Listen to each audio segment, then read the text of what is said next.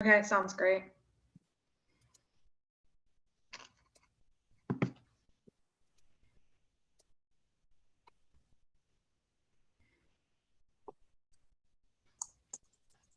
Okay, sounds great.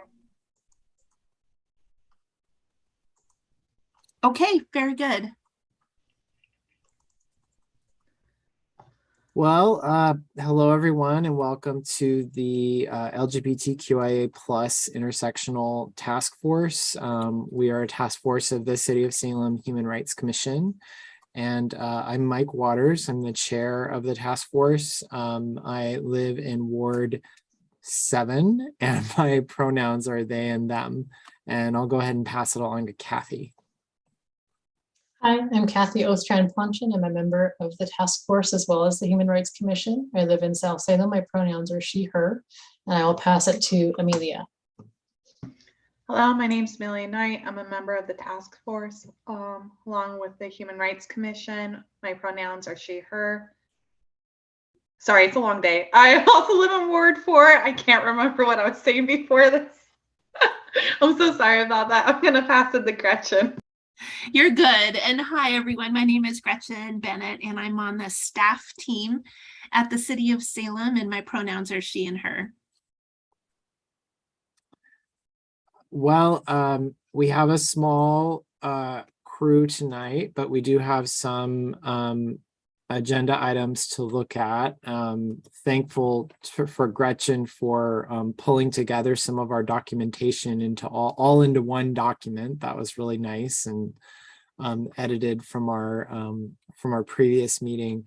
Before we get started, I need to we're going to reverse course a little bit. We normally do member remarks and announcements at the end, but I have a little bit of news to share. I stepped away from the Human Rights Commission last year because I was a bit overcommitted, and I was dealing with a health issue, and kind of decided earlier this week that I need to step away from this group as well, that my health issue hasn't miraculously been cured as much as I would like it to. And so this is going to be very a little bit sad. This is going to be my last time chairing the group. Gretchen is going to go ahead and talk with Angelo, and if any members of the task force are interested in carrying forward to chair, that position will be open. I really did want to stay on to be able to kind of see through the Safe Spaces project, but I also just kind of had to recognize my own limitations, that I need to take a little bit of time away. So just wanted to let you all know that. And if you can see the sadness in my eyes, it's because I really like this group, and I really like the work that we've been doing. So I hope it can continue in some form or fashion. So that said, I think we could just kind of dive into our agenda. Did we have any public comment or chance, Gretchen? No, we didn't. But I'll certainly add to your comment how much I'm going to miss working with you, Mike. It's been a pleasure over the years, both at this context and at the broader Human Rights Commission. Thank you. Thank you. Yeah, I'll sorry, Mike, to interrupt. I'll add on to that. It's been great working with you. We're going to miss you, but definitely take care of yourself. That's the priority. So yeah. Thank you. Well, Gretchen, it does appear we have 3 of 5 here. So is that a quorum? And would we like to take a look at the minutes from last time? That is a quorum. Did everyone get a chance to take a look at the minutes? And if so, would anybody like to make a motion to approve those minutes? I have just a quick note, Gretchen. I don't know if you saw my email. It was not that long ago, but the minutes have June 1st on a document, but I believe they're of the July 6th meeting. Unless I'm okay. So with that correction, the minutes looked fine to me, but the date would need to be fixed. Yep. So, copy that. Yeah. But otherwise, I will move to approve the minutes of the July 6th meeting. Any seconds? Thank you, Amelia. All those in favor? Aye. Aye. Any opposed? No. So the minutes are passed. Thank you. That takes us to our safe spaces discussion, and Gretchen has been so kind as to collect all of our documentation into one document. One of the things that Gretchen and I kind of touched base on a little bit before this meeting was, where are we at with this?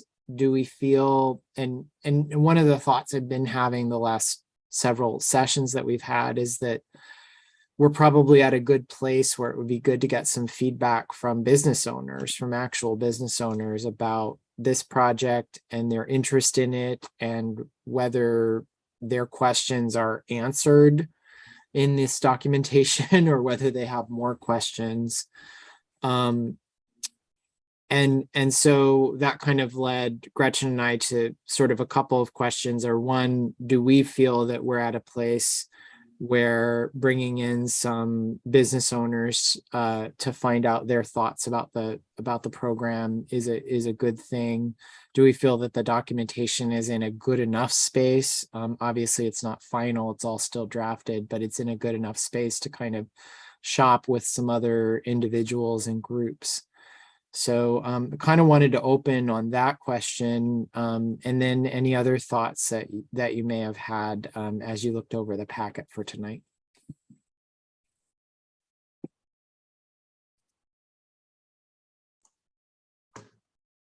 I think it would be good to get feedback from people outside of this group, business owners specifically, because I'm sure they're going to raise things or ask questions that we haven't even thought of. And the earlier we can get those in and address them, I think the better. So yeah, I think that makes sense. And one thing, I was just looking through the document. I think there's a couple other pieces that aren't included in the document that Gretchen sent out, and I don't know if they're ready to add. Mike, you had done some sort of a write-up of Chapter 97, and there were some. Yeah, that's right. Chapter 97 primer. Yeah, and there was some resources about. I can't even think of the word off the top of my head, but there's a couple other things that have been submitted over the last few months that I'm just wondering if we want to try and put all of that together before sending it out, or just get feedback on the outline and checklist that we've got so far. Yeah, I remember the Chapter 97 primer. I can't think of any. Is there anything else that we've created that didn't make it into the packet? Yeah, forgive me.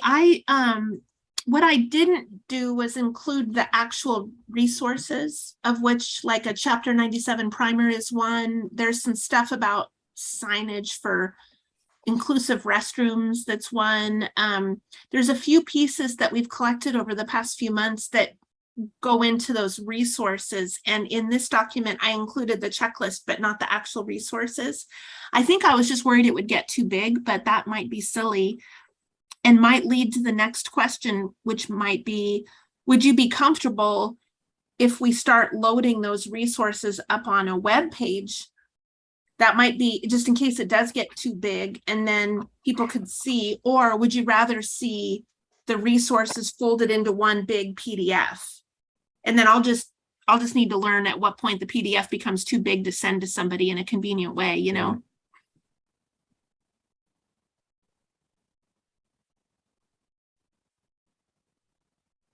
Because we did, I could, to answer your question more specifically, I've got a folder where I've been collecting the documents that the team has collaborated on. Let's see. I'm just getting to it now. Yeah, there's the about Chapter 97. There's a document that we titled Racial Profiling Prevention Procedures. I might have opened this strange because I don't see I know there's bathroom photos, but I don't see them in there. There's a document on pronoun. Oh yeah, here it is, restroom sign, There's pronoun recommendations. And then there's a series of links you might remember that are in there. That we don't like, we have some documents and Yeah. then some links. And then several links. Maybe what I should do is build up a web page now that puts all of that on there, but I think I can create a link that's accessible to the task force and maybe businesses that you'd like to get input from, but not yet live to the general public. Maybe that's the space that we're arriving at.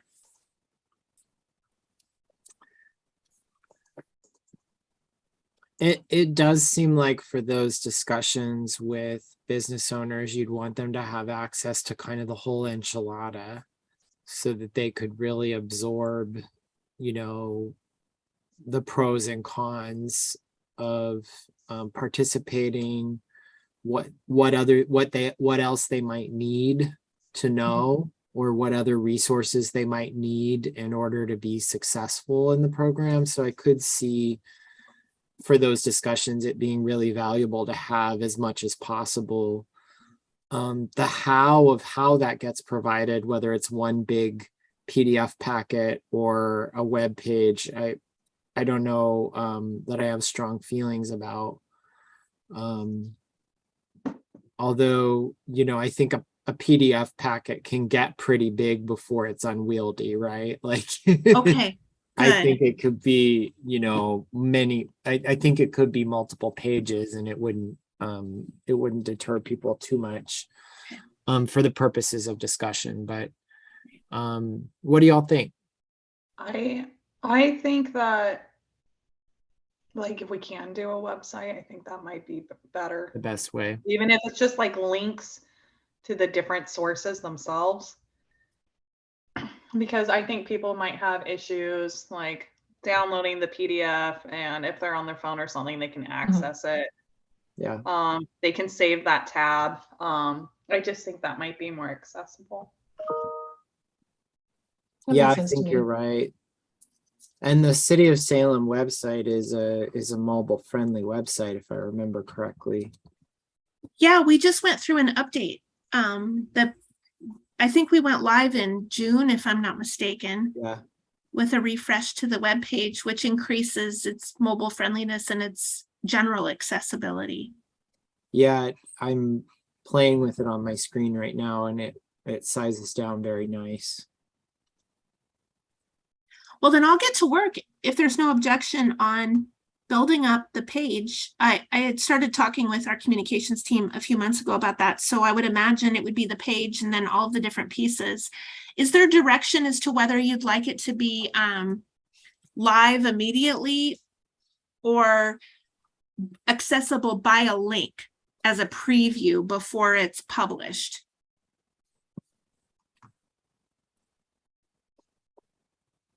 When you say live immediately, does that mean that anyone can happen upon it? That's correct.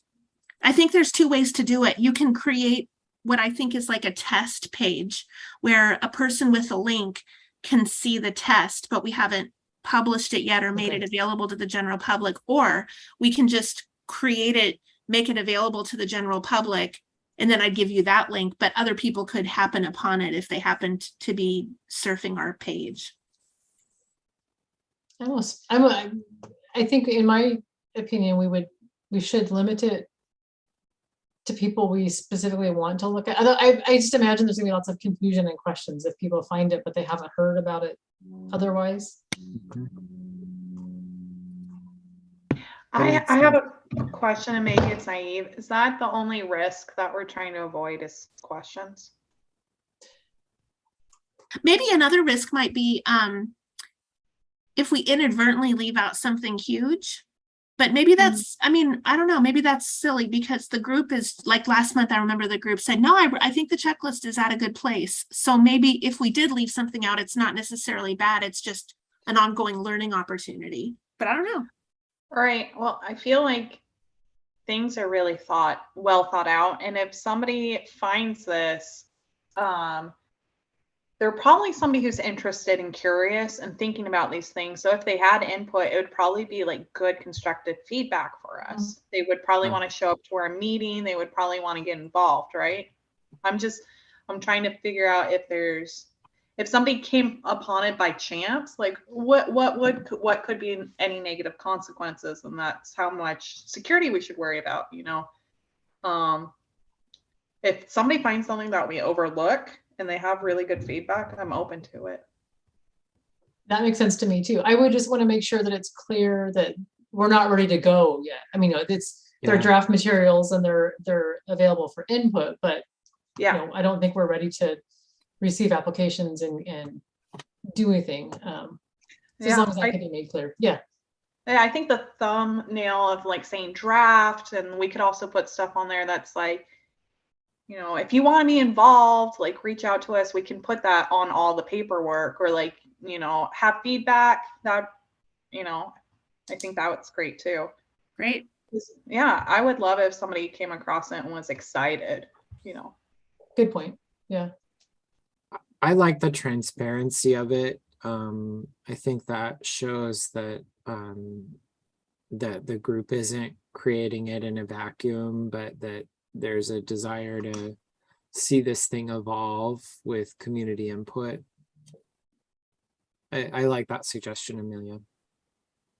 I have another question, and maybe it's also ignorant. Do we have a list of potential businesses that we're curious about or working with? We don't. Gretchen and I had an interesting discussion about that because you know, how do businesses identify now as being safe spaces?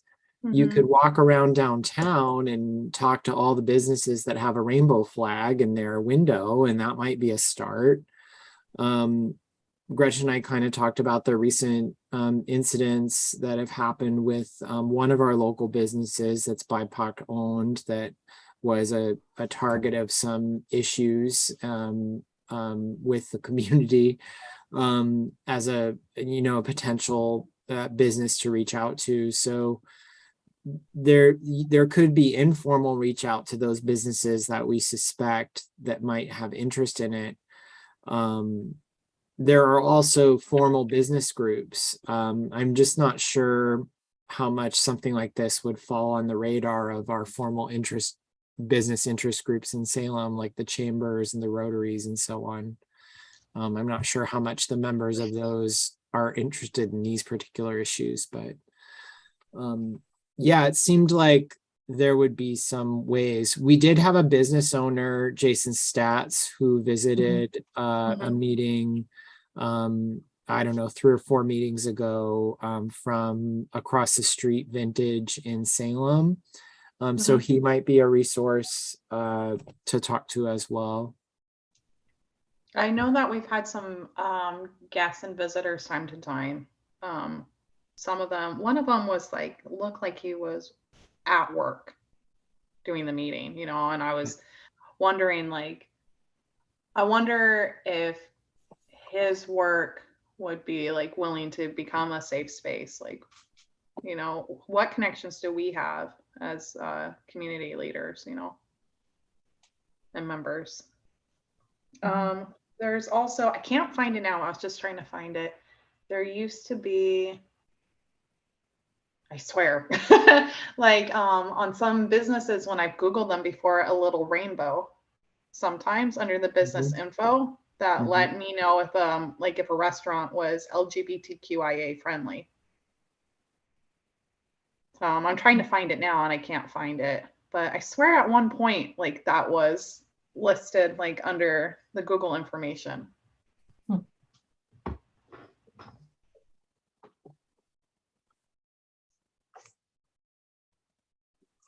Well, I wonder if the sequencing or the workflow might be, once I get the web page published, I let you know, and then would you want to coordinate a little bit who's maybe outreaching to whom, you know, building on your point, Amelia, that as community leaders, you may know of people that you'd like to reach out to like, does someone want to reach Jason? Does someone want to reach the restaurant that you spoke of, Mike? Are there groups we'd like to connect with, and should we coordinate that so we don't duplicate, or maybe a little duplication isn't too bad? I wasn't sure. Yeah, I think we should. I think we should have a little sync and see who we might have connections to and who might be interested in their thoughts and inputs, for sure.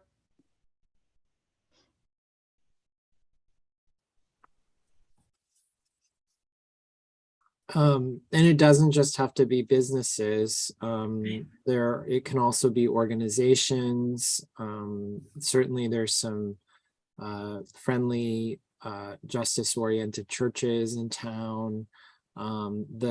We've talked a little bit about city involvement in this. And so there's the parks and the library and other city institutions that could also be part of informing, kind of what moves forward. I'm curious about that as well, because that's how I got first involved, Gretchen, and I want to know,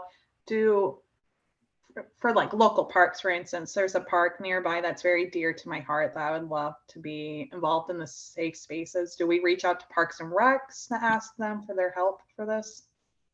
We do. So again, just like you're imagining connecting with businesses, we could reach out with the Parks Department and see what that would look like for them, and what their process would be to sort of complete the checklist, and what kind of signage works in a park setting and all of that. And maybe Amelia, you'd want to work with me on that. I would love that. I was also thinking there's been a couple incidences with bias reports at certain parks, and we might want to nominate those parks to become safe spaces. I think that would be a great opportunity to change the culture there.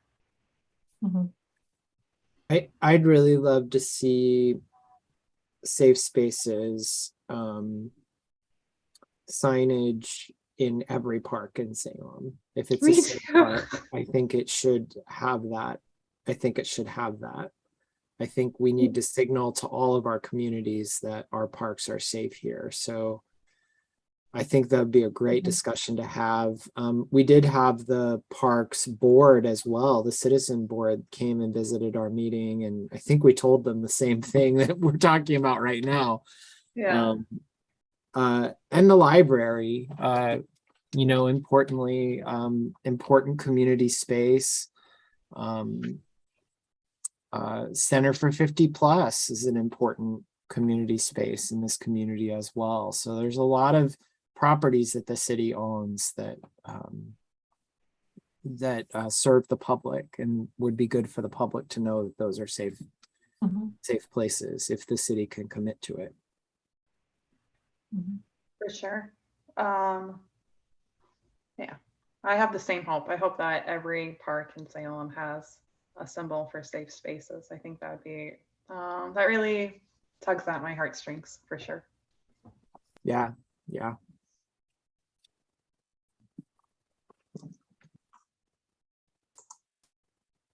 So it sounds like our plan is to publish the information that we have out on a city webpage and do some outreach at that point to gather feedback. Everything that'll be published will be labeled draft, so that it'll be clear that the program hasn't started yet, but that we're in the information gathering phase.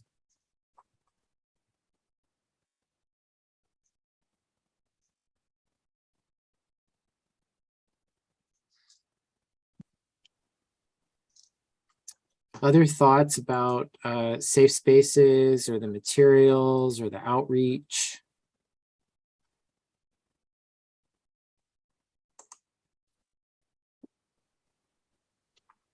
Well, our next agenda item is the Transgender Day of Remembrance.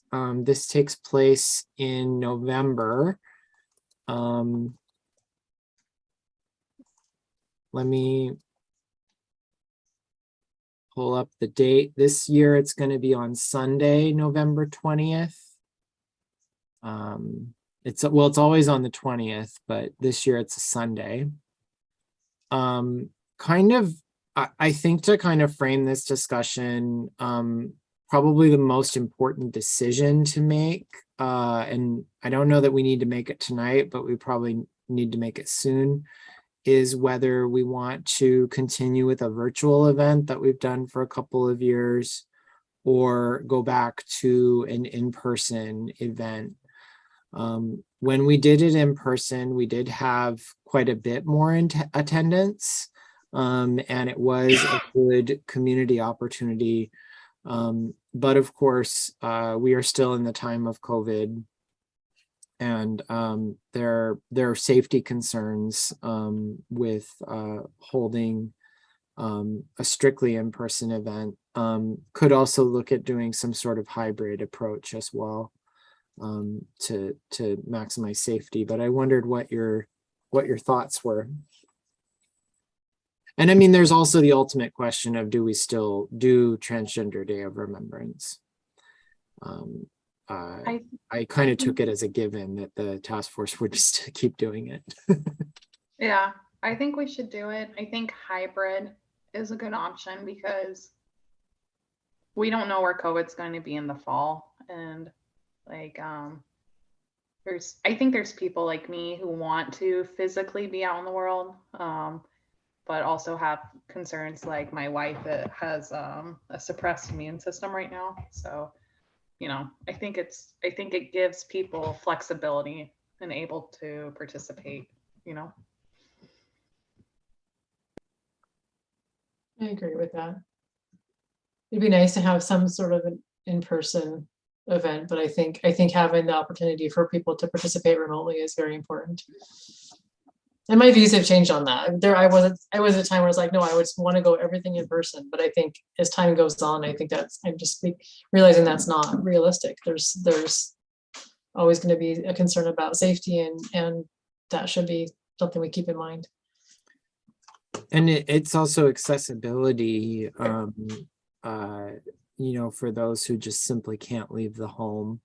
It does provide an option.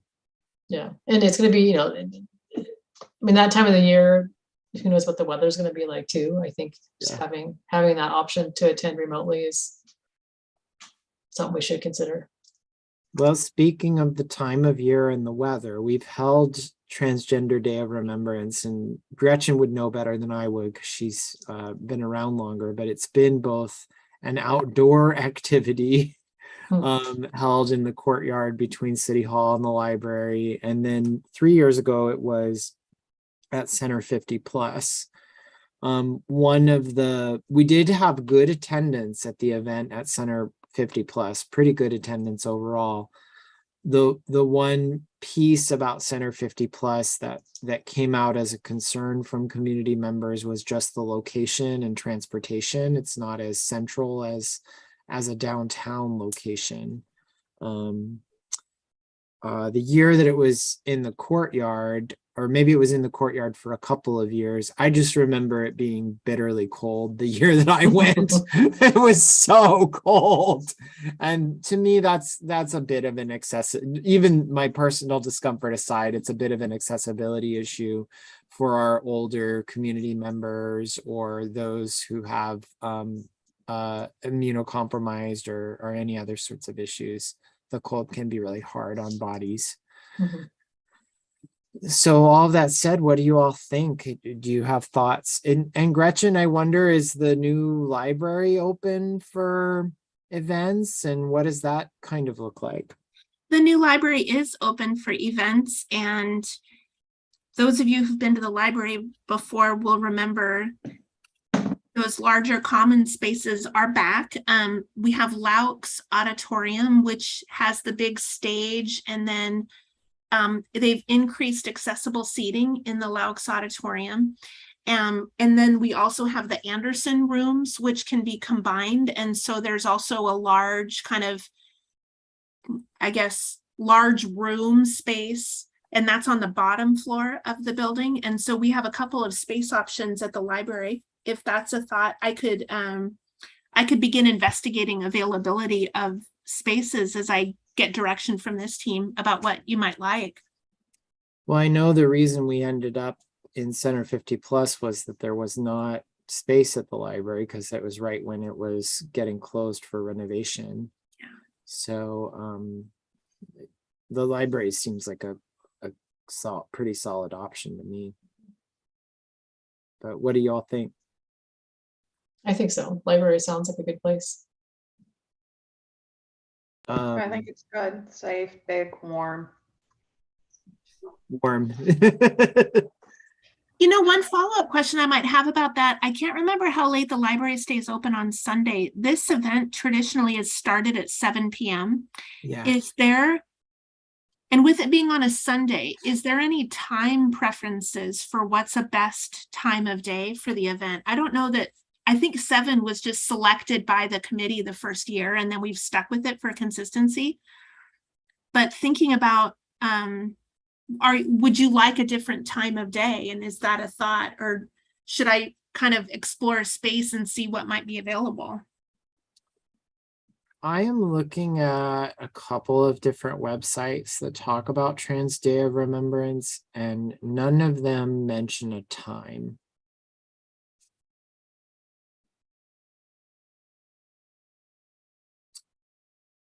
I have the impression it does vary by community. Just Yeah. based on conversations with a previous task force member and their experiences in other cities. Oh, here we go. I found the main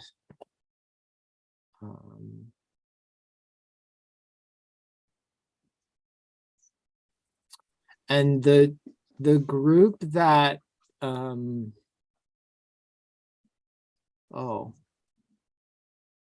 the website tdor.co,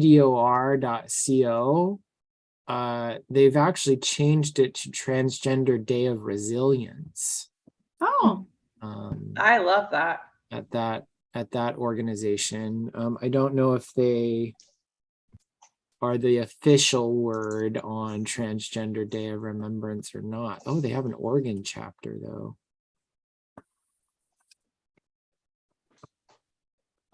But regardless, I'm not seeing anything that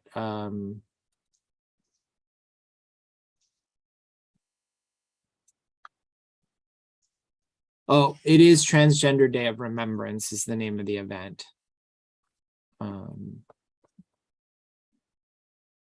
Trans Day of Resilience is a sort of a sub.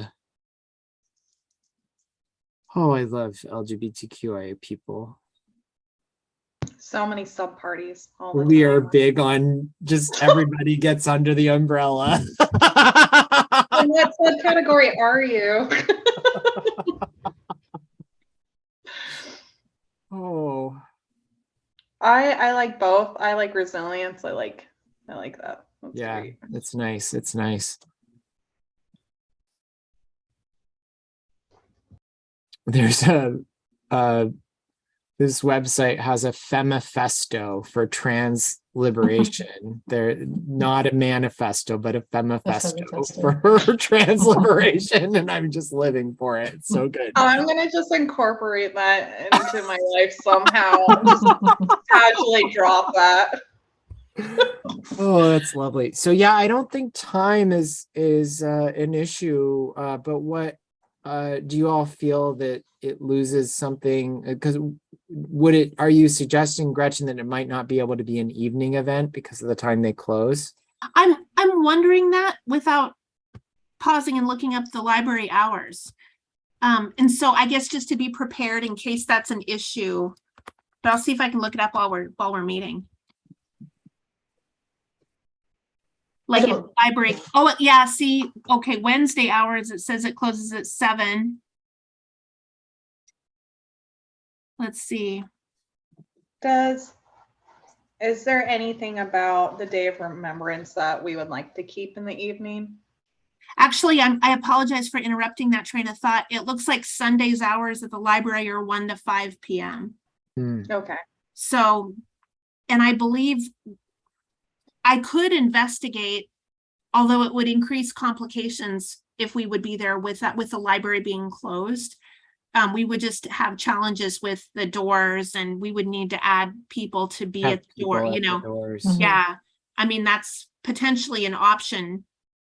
We have done events at the library when they've been closed before. The city has initiated those as a city. But then you have to manage the door and know that people try to arrive at the library to be a library patron, and you know, so there's some complication with that. But the library itself is open 1 to 5. So yeah, going back to your The question, only- Amelia, yeah. The only thing that is a question for me, if it's not in the evening, is just that it's a candlelight event. Mhm. Now we use electric candles because when we had it indoors, we used electric candles. We used real candles when we had it outside. But the little battery operated candles were just fine, I thought.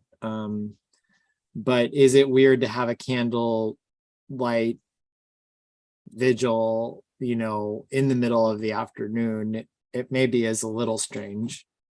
It's not as impactful. Right? Yeah. It does, the emotions of the event are kind of part of what you're trying to create, is that emotional piece. So it might be better at night for that reason. Mhm.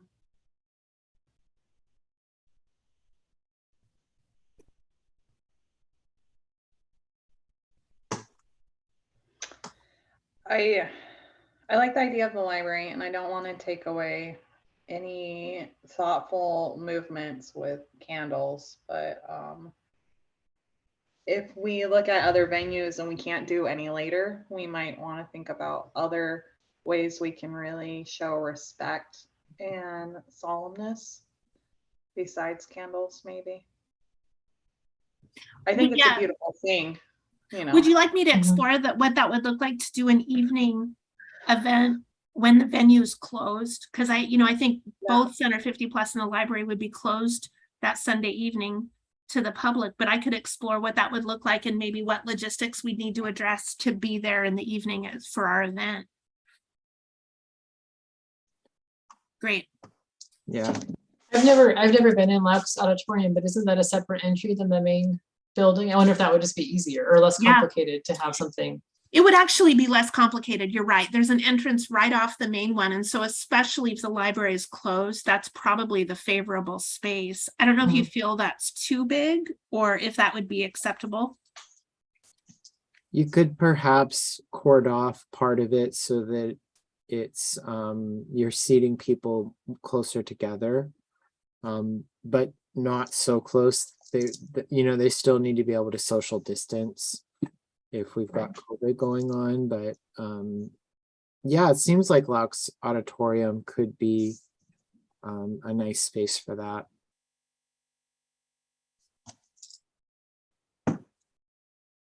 Well, good. Then I can investigate the use of the space in the evening.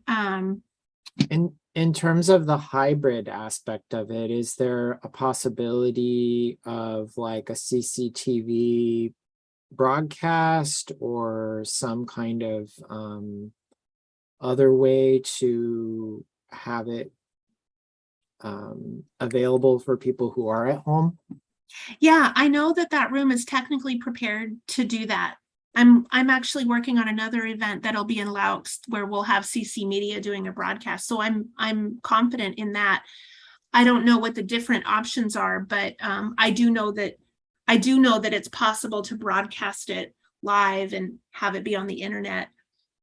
And so I can say yes, there may be variances within that is what I mean that I don't fully get, but generally yes. So I can connect with CC Media and or just the city staff for, promoting it out. But CC Media might be ideal because of the television stations that they have, and that's another way to reach people.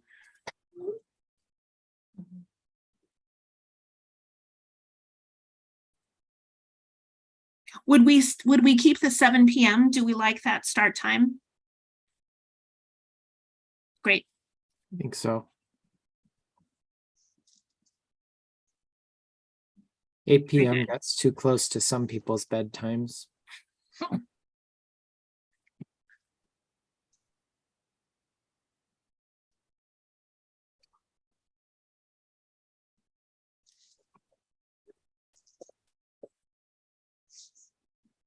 Well, are there any other TDOR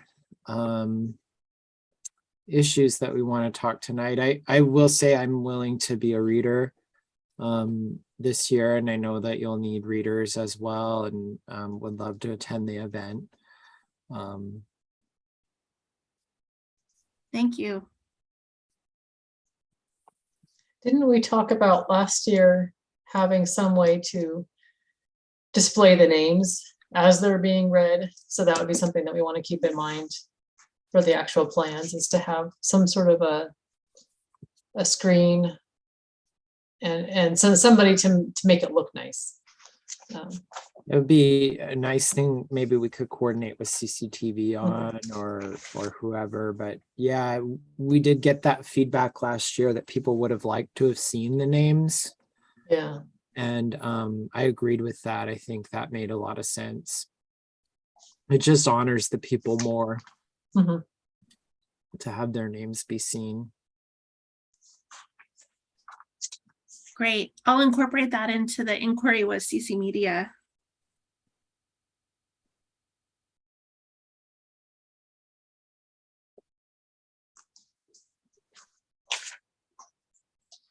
If you know of people who might be good speakers, we usually have an intro and an outro speaker. Sometimes people say more, sometimes they say less. I don't think it matters as long as what they say is heartfelt and from the community. So if you think of anybody, and I'll certainly be thinking as well and pass on any names. Would this include like anybody who might be like a poet or something like that? Yeah. Okay.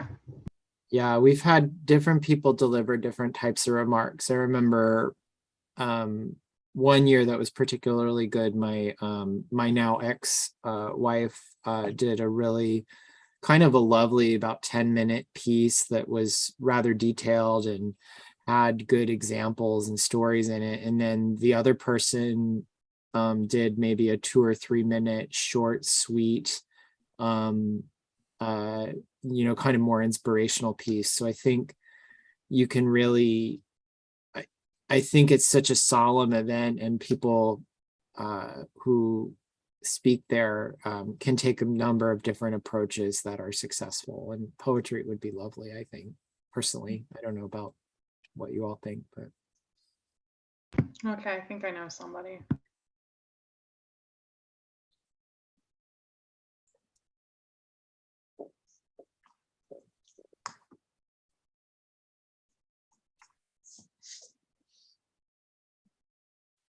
Well, anything else on TDOR?